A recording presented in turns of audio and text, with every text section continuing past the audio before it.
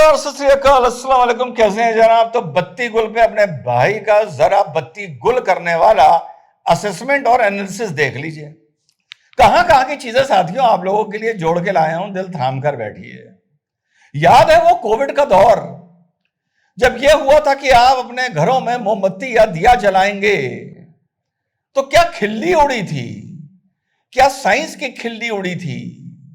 क्या किया था? क्या इससे कोविड खत्म हो जाएगा? तो तब भी मैंने बोला था और बहुत से वतन परस्तों 95 करोड़ लोगों ने यह बात बोली थी कि यह एकजुटता दिखाने के लिए है इस बुरी घड़ी में, यह सॉलिडेरिटी दिखाने के लिए है इस घड़ी में, पूरा देश एक साथ है इस घड़ी में, यह दिखाने के लिए है। तब तुमने साथ नहीं दिया था यार, तब तुमने ना मोमबत्ती जलाई थी ना दिया जलाया था मेरे भाई।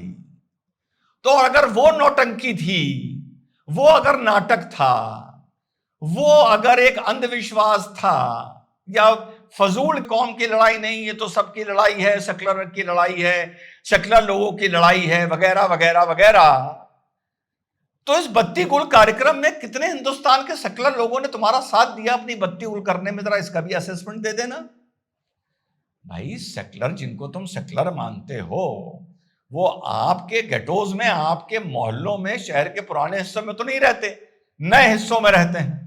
तो जरा उसका भी असेसमेंट करके देखो कि दे दो कि उन सेकुलर लोगों ने तुम्हारे साथ कितनी अपनी बत्ती गुल करी। बत्ती से याद आया यार, ये Benjamin Franklin, Thomas Edison, Volta, William Gilbert ना होते, ये ईसाई, ये यहूदी, या वो लोग और भी मामलों में जिन्होंने इस देश में, इस दुनिया में साइंटिफिक योगदान अलग अलग तरीके से दिए, तो ये थॉमस एडिसन, ये बेंजामिन फ्रैंकलिन, वोल्टा वोल्टा ना होते, तो शायद यार हम लोगों के पास बत्ती ना होती, अभी भी लालटेन जल रही होती। ये भी देखो क्या बढ़िया बात पकड़ के लाया हूं।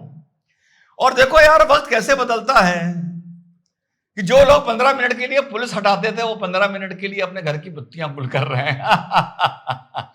देखो वक्त कैसे बदलता है, कैसे बदलता है।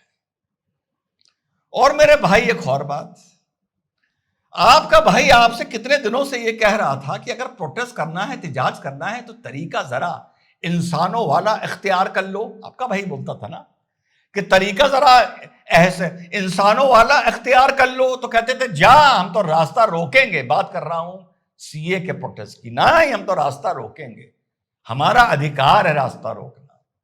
और उससे जब बवाल होते थे तो आपका भाई आपसे कहता था कि इस तरह से जब हरकतें होती हैं तो इसका खामियाजा कहीं किसी मुसलमान को झेलना पड़ता है। कहते थे ना हमारा तो अधिकार है करना। अब काय फट रही है भाई? अब का है, अब का है? कभी बत्तियां गुल कर रहे हो, कभी काली पट्टी बांध रहे हो। इसको फटना नहीं कहते, ये तो मैं अभी व्यंग कर रहा था।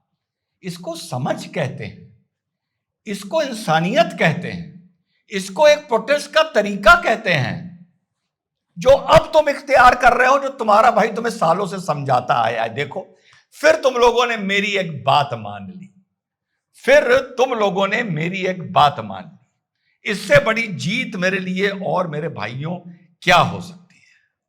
पहली चीज तो अगर तुमने तब कोविड के टाइम पर दिए और मोमबत्ती जला कर दिए, तो काफिराना शब्द है, मोमबत्तियां जलाई होती, मैं कहता हूं अगर बत्तियां ही जला ली होती और फोटो खींचकर डाल दी होती, वो भी इसमें भी हल्की सी रोशनी और खुशबू होती है। उस जमाने में देश को खुशबू और रोशनी की जरूरत थी, तब तुम मजाक उड़ा रहे थे। आज लीगल तरीके से किस तरह से बत्ती गुल करना और पट्टी बांधना तुम्हारे काम आएगा, मुझे समझ ही नहीं आ रहा। तो जरा मुझे भी उसी बात की लॉजिक समझा दो जो 5 साल पहले इस देश से लॉजिक पूछ रहे थे कोविड के दौर पर। फर्क यह है कि शायद तब तुम देश के, भले झेल तुम भी रहे थे, तब तुम देश के साथ नहीं खड़े थे, लेकिन आज बत्तियां गुल करने वालों तुम अपनी कौम के साथ खड़े हो और इस एक्ट के खिलाफ खड़े हो। और एक और चीज ढूंढ के लाया हूं, जोड़ के लाया हूं, काफी क्लिप आई हैं। पाकिस्तान को बड़ी खींचातानी करी जा रही है, बड़ी खरी खरी सुनाई जा रही है, मौके का चौका मारने की कोशिश की जा रही है, लेकिन पाकिस्तान के झंडे से प्रेम मोहब्बत यार कुछ कम होती नजर नहीं आ रही है। वो लोग जो इजराइल का झंडा खुल के जला रहे थे, यार वो पाकिस्तान का झंडा खुल के नहीं जला रहे हैं। जलाना तो छोड़ो, बड़ी इज्जत दे रहे हैं उसे। एक ये बात भी मेरे भाई इस हालातों में समझ में नहीं आ रही है।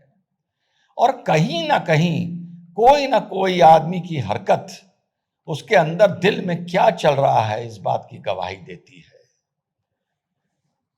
तो इजराइल का झंडा जलाने वालों, तुम पाकिस्तान का झंडा कब जलाओगे?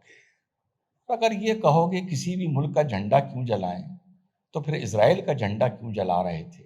उसको बिछा बिछा के उसके ऊपर से क्यों निकल रहे थे? इस बात का भी जवाब देना।